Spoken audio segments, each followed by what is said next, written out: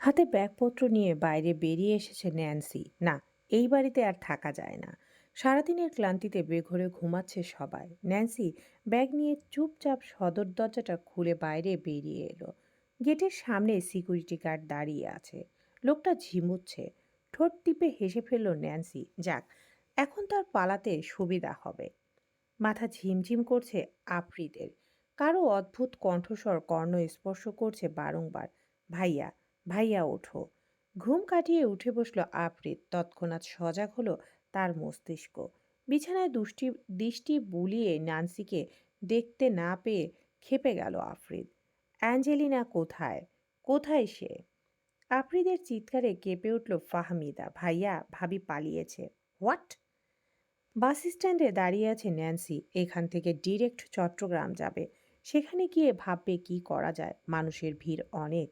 কিন্তু আচানক ন্যান্সি অনুভব করলো আশেপাশে মানুষ নেই, ভিড় কমে এসেছে। এদিকে যেন হঠাৎ করে শান্ত হয়ে উঠেছে। শুকনো ঢোক গিলল ন্যান্সি। আকস্মিকভাবেই একটা কালো রঙের গাড়ি সামনে চলে এলো ন্যান্সির। এই বুঝি তাকে উড়িয়ে দিয়ে চলে যাবে গাড়িটা। দু হাতে কান চেপে ধরল ন্যান্সি।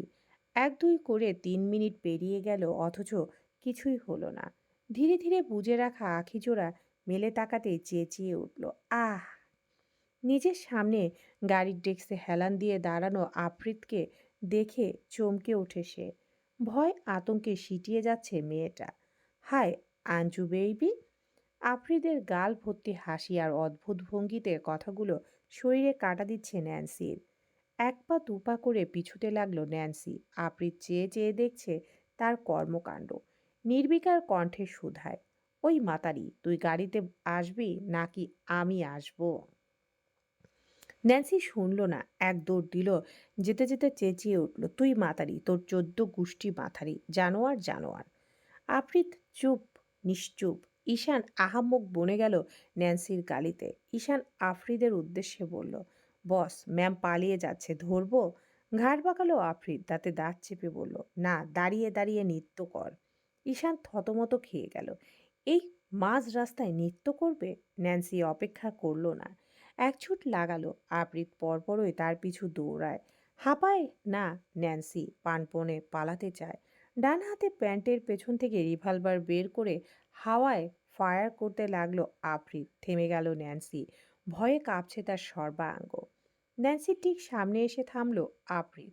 ঘাড় ম্যাসাজ করে সন্দিহান কণ্ঠে শুধায়, এই জানকি বাচ্চা, তোমার প্রতিবেশী বাপ কি ছোটবেলায় হরলিক্স খাওয়ায়নি? এত দুর্বল হলে চলবে? এখনো তো বাসর বাকি। অনেক শক্তির প্রয়োজন তোমার। তবে টেনশন নট, আমি তোমাকে অবশ্যই হরলিক্স খাওয়াবো, তাও আবার বড়দের হরলিক্স। আফ্রিদ আর কিছুই বলবে তার পূর্বে মাথা ঘুরে পড়ে গেল ন্যান্সি। ঈশান দ্রুত গাড়ি নিয়ে আসে। চিন্তিত কণ্ঠে বলল, বস, ম্যাম তো আপনার ভয়ে জ্ঞান হারিয়েছে। বাঁকা হাসলো আফ্রিদ। অসম্মতি জানায় সে। ওম, আমার ভয় না, বাসরের ভয়।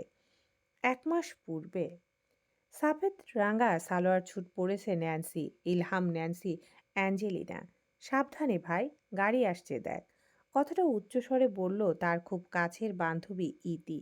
আশেপাশে দৃষ্টি বুলিয়ে নিল ন্যান্সি। বড় রাস্তার মোড়ে মোড়ে দাঁড়িয়ে আছে সে। রাস্তা পার হতেই হবে তাকে। তাড়াহুড়া করলে চলবে না। বেশিরভাগ সময় এই রাস্তার মোড়ে অ্যাক্সিডেন্ট হয়ে থাকে। ন্যান্সি খুব সাবধানে রাস্তা পার করে ওপাশে চলে গেল। ভীতু মেয়েটা এতক্ষণে যেন হাঁপ ছেড়ে বাঁচল। ঘেমে যাওয়া মুখখানি দেখে খিলখিলিয়ে হেসে উঠল ইতি। ভীতু ন্যান্সি অবশেষে একা একা রাস্তা পার করেছে। আহারে! বিদ্রূপ করে বলা কথাটা মোটেও কানে নিল না ন্যান্সি।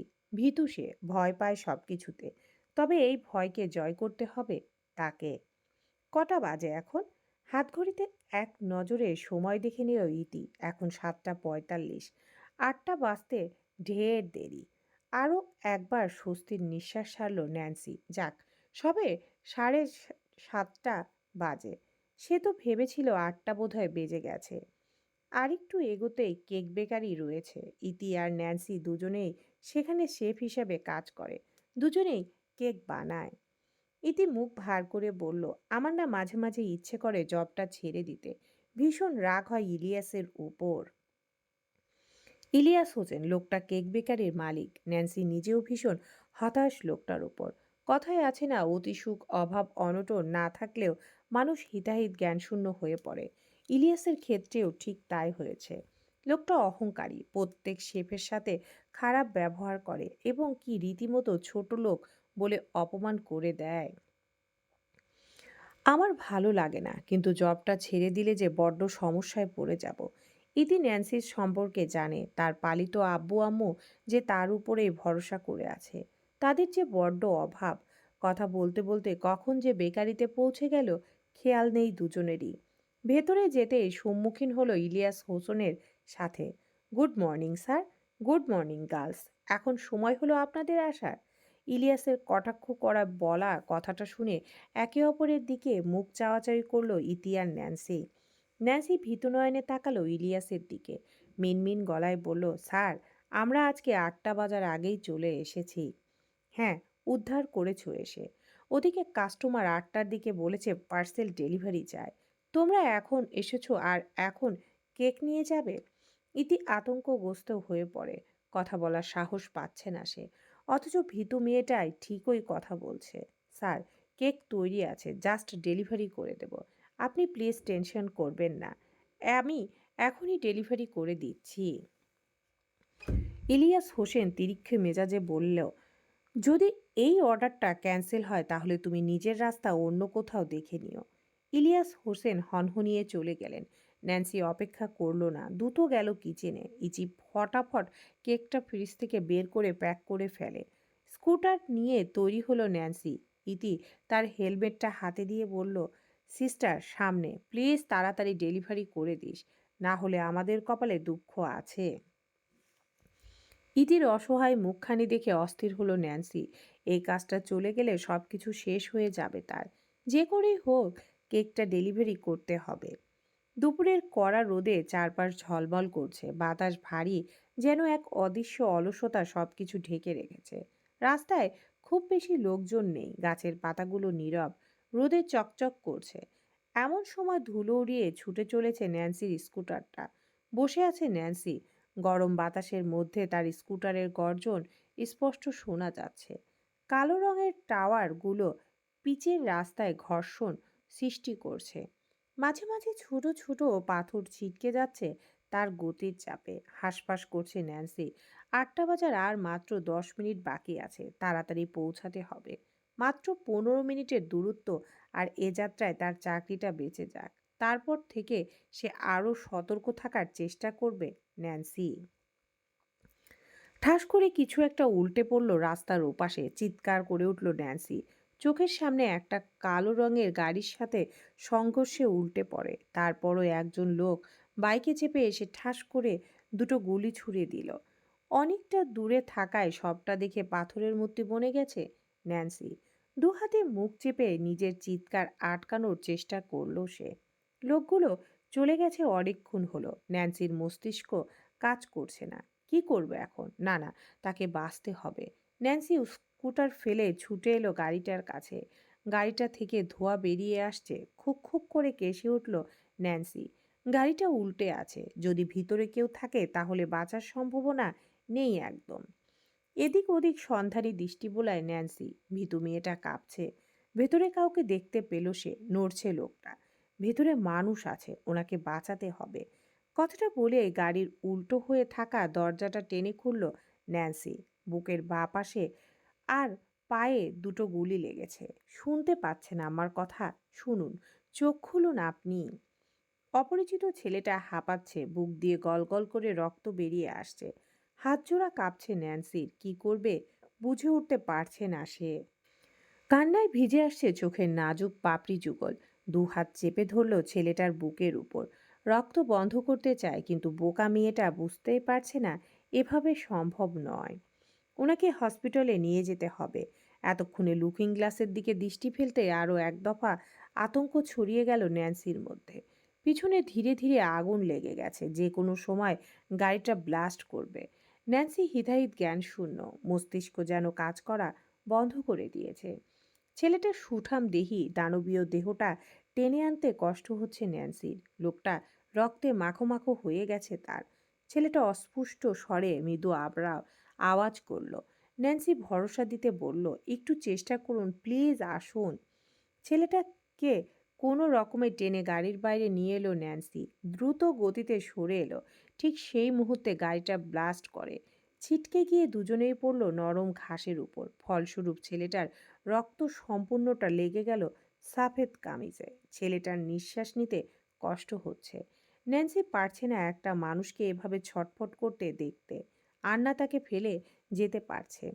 দৌড়ে গেল রোডের কাছে। এখানে গাড়ি পাওয়া যাবে কিনা সন্দেহ। নির্জন এলাকা, গাড়ি পাওয়াটা বড্ড মুশকিল। হঠাৎ নজরে এলো একটা গাড়ি এগিয়ে আসছে। ন্যান্সি যেন আশার আলো খুঁজে পেল। হেল্প করুন প্লিজ, থামুন, নিড হেল্প। গাড়িটা থামলো। ভেতরে থাকা ড্রাইভার ন্যান্সিকে ভালো করে দেখে বলল, এত রক্ত কিসের, আর কি হয়েছে? ন্যান্সি অস্থির কণ্ঠে বলল, আমার সাথে একজন আছে, উনি আঘাত পেয়েছে, প্লিজ আমাকে সাহায্য করুন, ওনাকে একটু হাসপাতালে নিয়ে যেতে হবে। লোকটা প্রথমে আমতা আমতা করলো, তবে খানিকটা বিরক্তি ভাব নিয়ে বলল, ঠিক আছে, নিয়ে এসো তাকে। ন্যান্সি দৌড়ে গেল দূরে পড়ে থাকা ছেলেটার কাছে। টেনে তুললো তাকে। এগিয়ে এলো গাড়ির কাছে। এবারে ড্রাইভার ছেলেটাকে দেখে আঁতকে ওঠে। সে চিনে তাকে, যে কিনা সবার যান কেড়ে নেয়। আজকে তার যান নেওয়ার চেষ্টা করলো কে? এই মেয়ে, তুমি কি পাগল? ওনাকে নিয়ে এসেছো কেন? পালাও। কথাটা শুনে খটকা লাগলো ন্যান্সির। কি বলছেন এসব? ওনাকে হাসপাতালে নিতে হবে। আরে কেন নিজের বিপদ ডেকে আনছো? যাকে বাঁচাতে চাইছো সেই দেখবে তোমার যান নিয়ে নিবে। ন্যান্সি ভাবতে পারলো না কিছু, তবে ভীত মেয়েটা আজ সাহস নিয়ে ধমক দিয়ে উঠল, বাই অ্যানি চান্স যদি উনি বেঁচে যায় আর জানতে পারে আপনি ওনাকে হাসপাতালে নিয়ে আসেননি, তখন তখন কি ছেড়ে দিবে? তাই ভালোই ভালোই বলছি, ওনাকে হাসপাতালে নিয়ে চলুন। আহত ছেলেটা ঝাপসা ঝাপসা দৃষ্টিতে তাকাতে চাইল, কিন্তু পারল না। সবকিছু ঝাপসা লাগছে। তাদের কথাগুলো কেমন ভেঙে ভেঙে আসছে তার কানে। ঠিক তখন ওই ড্রাইভার ন্যান্সির উদ্দেশ্যে শুধায়, নাম বলো আগে তোমার, আমি ফাঁসলে তুমিও ফাঁসবে। ন্যান্সি ভাবতে পারল না কিছু, তবে তড়িঘড়ি করে বলল, ইলহাম ন্যান্সি অ্যাঞ্জেলিনা আমি। নামের প্রতিটি শব্দ তীব্রভাবে ছেলেটির কর্ণে প্রবেশ করল। অতঃপর জ্ঞান হারালো সে। হসপিটালে রয়েছে ন্যান্সি, মুখ ভার করে বসে আছে সে। ছেলেটার ফোনটা হাতে নিল তার। তাই তো লাস্ট নাম্বার কল করে বসেছে। ওপর প্রান্ত যখন লোকটা বলল কে বা কি করে ফোন পেয়েছে, সেটা ন্যান্সি স্পষ্ট বলে দিয়েছে সে তাকে হসপিটালে নিয়ে এসেছে। পরক্ষণেই ভীষণ ভেঙে পড়ল সে। চাকরিটা আর থাকলো না তার। এতক্ষণে বোধহয় কাস্টমার ফোন করে বলে দিয়েছে তার কেক ডেলিভারি হয়নি, পায়নি সে। হনহনিয়ে একদল গার্ড হসপিটালে প্রবেশ করলো। তাদেরকে দেখে প্রতিটি মানুষ অস্থির হয়ে ওঠে, এবং কি ডক্টর পর্যন্ত ততস্থ ভঙ্গিতে এগিয়ে এলো। ডক্টরেট সাথে সাদা শার্ট পরা লোকটা কি যেন কথা বলছে। তারপরে ডক্টর পিছন ঘুরে ন্যান্সিকে দেখিয়ে দিল। লোকটা হন্তদন্ত হয়ে তার নিকট এগিয়ে এলো। আপনি সে যে আমাদের বসকে হসপিটালে নিয়ে এসেছেন? ন্যান্সি মিনমিনে গলায় বলল, আমি কিছু করিনি সত্যি, উনি গাড়িতে, আমি শুধু। বাকি কথা সম্পূর্ণ করতে পারল না তার পূর্বে ডক্টর চিৎকার করে বলল, ওর নেগেটিভ ব্লাড লাগবে ইমিডিয়েটলি। কথাটা শুনেই সবাই ছুটে গেল রক্ত আনতে, কিন্তু হসপিটালে রক্ত নেই। এতটা সময় নেই বাইরে থেকে রক্ত আনার। সাদা শার্টে ঈশান চেঁচিয়ে বলল, বসের কিছু হলে এই হসপিটাল আর থাকবে না, বুঝলেন ডক্টর? ন্যান্সি বেশ বুঝতে পারলো হয়তো ওরা কোনো বড় মাপের লোক। তারপরেও সাহস যোগায় মনে, শীতল কণ্ঠে বলে, আমার ব্লাড নেগেটিভ। কথাটা শুনে বিদ্যুৎ বেগে ছুটে এলো ঈশান, এক্ষুনি চলুন, রক্ত লাগবে আমাদের বসের। ন্যান্সি ভাবলো না, ছুটে গেল রক্ত দিতে। রক্ত দিয়ে আর অপেক্ষা করলো না ন্যান্সি, দ্রুত পৌঁছাতে হবে কেক বেকারিতে। শাওয়ার নাতিরা কই তুরা? এসব বালসাল কি লাগাইয়া সব রাখিসি হাতে, খোল এগুলো। জ্ঞান ফিরেছে সবে 10 মিনিট হলো, তাতে অস্থির হয়ে উঠেছে the great mafia king Afrid Ahsan. আফরিদকে চিৎকার করতে শুনে ডক্টর সাব্বির কেবিনে এলেন। ততস্থ ভঙ্গিতে বললেন, প্লিজ স্যার, এগুলো খুলবেন না, আপনি অসুস্থ, আপনার রেস্ট প্রয়োজন। চুপ শালার ডক্টর, আমি অসুস্থ? যদি আমি উঠি তাহলে তুই অসুস্থ হয়ে পড়বি। হসপিটালের বেডে বসে একের পর এক সিগারেট টেনে চলেছে আফ্রিদ। এটা যে একটা হসপিটাল সেটাও যেন তার ভাবান্তরে নেই। তার কিচ্ছু আসে যায় না কে বাঁচলো কে মরল। তবে অবশ্যই জানতে চায় তাকে কে বাঁচালো। হাঁটু কাঁপছে ঈশানের, মনটা ভার ভার বলছে গার্লফ্রেন্ডকে কল করে বলতে, শোনো হে কন্যা, আমার জন্য আর অপেক্ষা করো না। আজকে আমি উপরে যেতে চলেছি, আর আমাকে উপরে পাঠাচ্ছে স্বয়ং আফরিদ আহসান। তোমাকে আর বউ বানাতে পারলাম না প্রিয়। খোদা হাফেজ। ভাবতেই ঈশানের হাত পা ঠান্ডা হয়ে যাচ্ছে। ভেতরে পা রাখা মাত্র নিশ্চিত গুলি করবে আফরিদ এহসান। কেবিনের দরজা ঠেলে ভিতরে উকি দিল ঈশান, একগাল হাসি দিয়ে বলল, বস টুকি। টুকটুকি। প্রতি উত্তরে বলে ওঠে আফরিদ। ওদের কানামাছি খেল দেখে বাকি গার্ডদের পান যায় যায় অবস্থা। বস, আপনি ঠিক আছেন? ঘাড় বাঁকালো আফরিদ। হাত বাড়াতেই অন্য একজন গার্ড পিস্তল তুলে দিল তার হাতে। পিস্তলের নল কাঁপলে কপালে ঘষতে ঘষতে বলল আফরিদ, আমি ঠিক থাকলে তুইও ঠিক থাকবি না শালা। ঈশানের দিকে পিস্তল তাক করতেই হুড়মুড়িয়ে দৌড়ে এসে পা জড়িয়ে ধরল ঈশান। বস বস, মাফ করে দিন। আমাকে মারলে আমার গার্লফ্রেন্ড বিধবা হয়ে যাবে। বিধবা হবে কেমনে? তুই তো এখনো বিয়ে করিসনি। থতমত খেয়ে গেল ঈশান, কি বলতে গিয়ে কি বলে ফেলেছে। বস, আমার গার্লফ্রেন্ড স্বপ্নে আমাকে হাজারবার বিয়ে করেছে। এখন মরে গেলে বেচারি বিধবা হয়ে যাবে। হো হো করে ভয়ঙ্কর হেসে উঠল আফরিদ। তাহলে স্বপ্নেই তোর সাথে সংসার করতে বলিস? না বস, এই লাস্টবার মাফ করে দিন। নাক মুখ কুঁচকে নিল আফরিদ। শালা সর লুচ্চা। উঠে দাঁড়ালো ঈশান। সিরিয়াস হলো আফরিদ। নাক ঘষে বলল, ট্র্যাক করেছিস গাড়ি? অলরেডি তারা গোডাউনে বন্দি আছে বস। আপনার সুস্থ হওয়ার অপেক্ষা। এদিক ওদিক ঘাড় ম্যাসাজ করলো আফরিদ। হিমশীতল কণ্ঠে শুধায়, মেয়েটা কোথায়? মেয়েটার কথা বলতে ন্যান্সির কথা বুঝিয়েছে তা বেশ ভালোই বুঝতে পেরেছে ঈশান। বস, মেয়েটা তো চলে গেছে। প্রচণ্ড রাগে ফেটে পড়ে আফরিদ। কুত্তার বাচ্চা, যেতে দিলি কেন? আবারও কেঁপে উঠল ঈশান। বস, মেয়েটা আপনাকে রক্ত দিয়েই পালিয়েছে বলতে গেলে। আমি এসে পাইনি।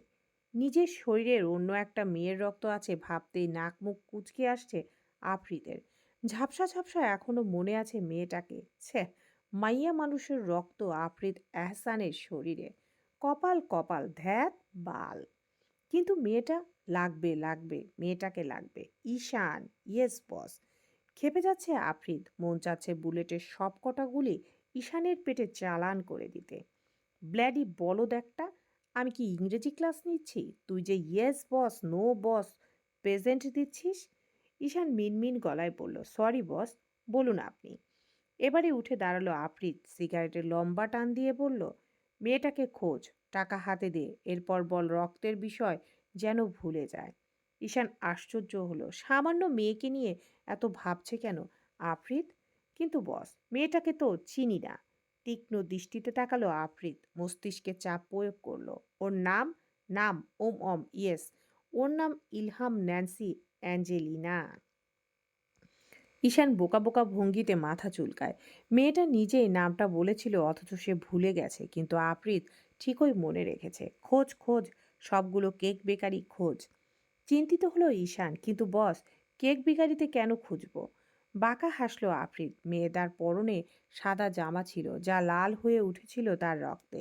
মেয়েটার শরীর থেকে কেকের স্মেল আসছিল, আর যে অ্যাপ্রন ছিল ব্যাগে সেটাও দেখেছে আফরিদ। তুই বস নাকি আমি বস? থতমত খেয়ে গেল ঈশান। আপনি বস। তেতে উঠল আফরিদ। বলদগুলোর এমনি এমনি পালসে সে, সব কটা বলদ। তাহলে দাঁড়িয়ে আছিস কেন বাল? দাঁড়া, তুই এমনে যাবি না, তোকে তো আমি। পরপর পায়ের দিকে শুট করলো আফরিদ। ঈশান এক প্রকার ছুটে কেবিন থেকে বেরিয়ে গেল। একটুর জন্য বেঁচে গেছে সে। সিগারেটের শেষ টান দিয়ে মুখ উপরের দিকে তুলে উষ্ট ফাঁক করে নিদারুণ ভঙ্গিতে ধোঁয়া ছাড়ল আফরিদ। বাঁকা হেসে বলল, ডিয়ার ন্যান্সি আপা, আপনি কোন ক্ষেতের মূলা? আপনাকে একটু দেখতে মন চায়। যেখানে পৃথিবীর অর্ধেক বাসিন্দা আমাকে মারতে চায়, সেখানে কোন আক্কেলে আমাকে আপনি বাঁচিয়েছেন তা জানতে চাওয়া আমার নিষ্পাপ মন। ঠোঁট গোল করে নিঃশ্বাস ছাড়ল আফরিদ। উহু, সামথিং রং। বেরিয়ে যাও এক্ষুনি। তোমার মতো ফালতু মেয়ের জন্য আমার বেকারিতে সবাই খারাপ রিভিউ দিচ্ছে। যাও এখান থেকে। ন্যান্সিকে এক প্রকার ঠেলে ধাক্কিয়ে বের করে দিচ্ছিল ইলিয়াস হোসেন। কন্দনরত ন্যান্সিকে দেখে ভীষণ মায়া হলো ইতির। প্লিজ স্যার, এবারের মতো ক্ষমা করে দিন। I am really very sorry. আমি একজনকে বাঁচাতে গিয়ে, হ্যাঁ হ্যাঁ, একজনকে বাঁচাতে গিয়ে তুমি আমাকে শেষ করার প্ল্যান করেছো। দুহাত জোর করে ধরে ন্যান্সি, জবটা ছাড়তে পারবে না সে। দয়া করুন স্যার, প্লিজ স্যার, আমাকে আর একটা সুযোগ দিন, প্লিজ স্যার। ইলিয়াস হোসেন ক্ষেপে গেলেন, গর্জে উঠে বললেন, তুমি কি ভালোভাবে বের হবে নাকি ধাক্কা দিয়ে বের করে দেব? কিছু করার নেই ন্যান্সির। এলোমেলো পায়ে কেক বেকারি থেকে বেরিয়ে পড়ল ন্যান্সি। রাস্তার ধারে বড় একটা পার্কের কাছে ব্রেঞ্চে বসলো ন্যান্সি। ক্লান্ত দেখাচ্ছে তাকে। এখনো রক্তাক্ত জামাটা পরে আছে। শুধু ওড়না দিয়ে কোনো রকমে নিজেকে ঢেকে রেখেছে সে। মানুষ এত নিষ্ঠুর হয় কি করে? তবে কি টাকাই সব? টাকা থাকলে মানুষের কাছে মানুষের গুরুত্ব থাকে। পড়ন্ত বিকেলে সূর্যের শেষ কিরণগুলো ধীরে ধীরে আকাশের ক্যানভাসে মেখে দিচ্ছে সোনালি কমলা আর মিষ্টি লাল রঙের ছোঁয়া। পশ্চিম আকাশ যেন আগুনে রাঙা এক কুসুম জ্বলন্ত মায়াবী। পাখিরা ঝাঁকে ঝাঁকে ফিরে যাচ্ছে আপন নীড়ে। তাদের ডানায় শব্দে ভর করে বয়ে যাচ্ছে হালকা বাতাস। গায়ে যেন নরম তুলোর ছোঁয়া। বটগাছটার ছায়া লম্বা হয়ে পড়ছে উঠোন জুড়ে। ক্লান্তিতে মানুষজন ফিরছে নিজ গন্তব্যে। রাস্তায় গুটি কয়েক রিকশা আর অটো দেখতে পাওয়া যাচ্ছে। অদূরে এক রিকশায় বসে আছেন মামুন হায়দার। বাজার করে ফিরছেন বাড়িতে। গেটের সামনে আসতেই দেখতে পেলেন ছোট মেয়ে তন্নি কলেজ শেষ করে বাড়িতে ঢুকছে। আব্বু, চলে এসেছিস? আয় ভেতরে যাই। বাড়িতে ঢুকতে ঢুকতে চেঁচিয়ে উঠলেন স্ত্রী আফিয়া হায়দার। ভাষণপত্র ছুঁড়ে ফেলছেন রীতিমতো। সঙ্গে চিৎকার তো আছেই। আমার বাড়িটা যেন বাড়ি নয়, কোনো আশ্রম। এখানে যে কেউ এসে থাকবে, ফ্রিতে খাবে, ঘুমাবে। ওনার রোজকার চিৎকার চেঁচামেচি নতুন নয়, তবে আজকে যেন একটু বেশি ক্ষেপে আছেন। তন্নি ভীত নয়নে তাকালো রান্নাঘরের দিকে। মিনমিন গলায় বলল, আম্মুর আবার কি হলো? তন্নিকে ভেতরে পাঠিয়ে দিচ্ছেন মামুন হায়দার। তুই ভেতরে যা, আমি দেখছি বিষয়টা। তন্নি ভেতরে চলে গেল। মামুন হায়দার ভেতরে প্রবেশ করলেন। কি হয়েছে আফিয়া? এভাবে চিৎকার চেঁচামেচি করছো কেন? ক্ষুব্ধ হলেন আফিয়া হায়দার। রাগান্বিত স্বরে বলল, তোমার বড় মেয়ে, নামমাত্র মেয়ের চাকরি চলে গেছে। তার মানে সে আবার আমাদের ঘাড়ের উপর বসে খাবে। ড্যান্সির চাকরি চলে গেছে, কথাটা শুনে বিচলিত হলেন মামুন হায়দার। কোথায় ইলহাম? আর কোথায়? মহারানী নিজের রুমে বসে আছেন। এই শোনো, আমি আজকে তোমাকে বলে দিচ্ছি, ওকে আমি আর বসিয়ে বসিয়ে খাওয়াবো না। লাথি মেরে বের করে দেব আমার বাড়ি থেকে। বিরক্তিতে চুপচাপ বেরিয়ে গেলেন মামুন হায়দার। রুমের এক কোণে চুপচাপ বসে আছে ন্যান্সি। চোখে অঝরে পানি পড়ছে। আফিয়া হায়দারের প্রতিটা কথা তিনি শুনেছেন। কষ্ট হয় মাঝে মাঝে, হয়তো ওরা কেউই ওর আপন বাবা মা বোন নয়, কিন্তু তারপরেও ন্যান্সি ওদেরকে ভালোবাসে। সয়ে নেয় ওদের কটু কথা। ইলহাম, বাবার কণ্ঠস্বর শুনে চকিতে ফিরে তাকালো ন্যান্সি। আব্বু, এসো ভেতরে। মেয়ের চুপসে যাওয়া মুখখানি দেখে হতাশ হলেন মামুন হায়দার। কাঁদছিস তুই মামুনি? কন্দনরত ন্যান্সি দুই হাতে বাবাকে জড়িয়ে ধরল। আব্বু, আমি চেষ্টা করেছিলাম, কিন্তু পারিনি জবটা বাঁচাতে। মামুন হায়দার ন্যান্সির মাথায় ভরসার হাত রেখে শুধান, কি হয়েছে আমাকে খুলে বল। ন্যান্সি অপরিচিত লোকটার অ্যাক্সিডেন্ট সম্পর্কে বলল। তাকে হসপিটালে নিয়ে যেতে গিয়ে কেক ডেলিভারি করতে পারেনি ন্যান্সি। তুমি বলো আব্বু, আমি কি করব? আমার হাতে আর কোনো উপায় ছিল না। ওই লোকটাকে বাঁচাতে গিয়ে সব শেষ করে ফেলেছি। মাহমুদ হাসলেন। মৃদু হাসলেন মামুন হায়দার। তুই চিন্তা করিস না মামুনি, এটা গেছে তো ভুলে যা। নতুন চাকরির জন্য ট্রাই করবি। এর থেকেও ভালো চাকরি পাবি, আমি গ্যারান্টি দিচ্ছি। এই একটা মানুষ, আশা ভরসা ন্যান্সির। এছাড়া কেউই বোঝে না ন্যান্সিকে। কে বলেছে শুধু আপন মানুষই আপন হয়? মাঝে মাঝে পর মানুষরাও আপন হয়ে ওঠে। ন্যান্সির এখনো মনে আছে সেই রাতের কথা, যে রাতে সব হারিয়ে নিঃস্ব হয়ে গিয়েছিল সে। তার হাত শক্ত করে ধরেছিল মামুন হায়দার। কলিং বেল বেজে উঠতেই তন্নি গিয়ে সদর দরজাটা খুলে দিল। দুজন গার্ড দাঁড়িয়ে আছে। তাদের সামনে আরেকজন রয়েছে, বেশ অদ্ভুত ভঙ্গিতে দাঁড়িয়েছে। গম্ভীর গলায় শুধোয়, এটা কি ইলহাম ন্যান্সি অ্যাঞ্জেলিনার বাড়ি? তন্নি কিঞ্চিত ভয় পেল। কে জানে ন্যান্সি আবার কোথায় কি করে এসেছে। ফাঁকা ঢোক গিলে বলল, জি, এখানেই ইলহাম থাকে, কিন্তু আপনারা কারা? লোকগুলো বাইরে থেকে ভেতরে এলো। দরজা পেরিয়ে সামনে এগোতে আফিয়া হায়দার ভেতর থেকে বেরিয়ে এলেন। কি হয়েছে? আপনারা কারা? ঈশান সেই আগের ন্যায় বলে ওঠে, আমরা ইলহাম ন্যান্সি অ্যাঞ্জেলিনা, ওনার সাথে দেখা করতে এসেছি। বুকের ভেতর ধক করে উঠল আফিয়া হায়দারের। এই মেয়ে কোথায় কি করেছে কে জানে। দেখুন, যদি ইলহাম কিছু করে থাকে তাহলে ওর সাথে কথা বলুন। আমাদের কিন্তু ওর সাথে কোনো রক্তের সম্পর্ক নেই বলছি। ড্রয়িং রুমে এত আওয়াজ শুনে ন্যান্সি আর মামুন হায়দার দুজনেই বেরিয়ে এলো। মামুন হায়দার সন্ধিয়ান কণ্ঠে শুধায়, কারা আপনারা? ঈশান প্রচণ্ড বিরক্ত হচ্ছে একই প্রশ্নের জবাব বারবার দিতে। আমরা ইলহাম ন্যান্সি অ্যাঞ্জেলিনার নামক মেয়েটার সাথে দেখা করতে এসেছি, ওনাকে একটু ডেকে দিন। পিছন থেকে ন্যান্সি মিনমিনে গলায় বলল, আমি ইলহাম ন্যান্সি অ্যাঞ্জেলিনা। কি হয়েছে? আপনারা আমার সাথে দেখা করতে চান কেন? এতক্ষণে হাঁপ ছেড়ে বাঁচল ঈশান। হাত বাড়াতেই ব্যাগ থেকে টাকার বান্ডিল বের করে ঈশানের হাতে তুলে দিল একজন গার্ড। টাকার বান্ডিল নিয়ে ন্যান্সির দিকে বাড়িয়ে দিল ঈশান। এগুলো আপনার, আমাদের বসকে বাঁচানোর জন্য এবং ওনাকে রক্ত দেওয়ার জন্য। এতগুলো টাকা দেখে রীতিমতো হুঁশ হারিয়ে ফেলেছে আফিয়া হায়দার। চট করে টাকা হাতে তুলে নিয়ে লোভ মিশ্রিত কণ্ঠে বললেন, এতগুলো টাকা? বাহ! ন্যান্সি অবাক হচ্ছে। মামুন হায়দার কিছুই বুঝতে পারছেন না। ঈশান ন্যান্সির প্রশ্নবিদ্ধ মুখখানি দেখে বলল, পরশু যে আপনি আমাদের বসকে হসপিটালে নিয়ে গেলেন, উনিই বলেছেন এটা আপনাকে দিতে, আপনার উপহার হিসেবে। এতক্ষণে সবটা পরিষ্কার হলো ন্যান্সির কাছে।